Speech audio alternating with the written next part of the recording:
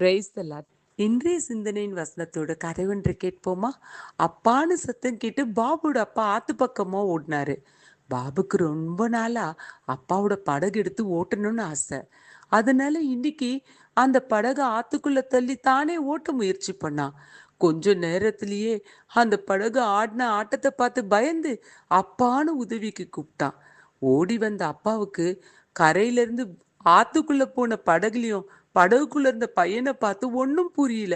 எப்படிதான் காப்பாத்த போறேன்னு பயந்தாரு. அப்பதான் ஒரு காரியத்தை கவனிச்சாரு. படகு கரையில இருந்த அந்த கொம்புல கட்டப்பட்டிருந்த கயிறு அவிழ்க்கப்படல. அதனால நல்லதா போச்சு. அப்புறம் கயிறை பிடிச்சு இழுத்து படகுல இருந்த மகனையும் படகையும் நல்லபடியா காப்பாத்திட்டாரு. இன்றைய வேத வசனத்தை கேட்போமா?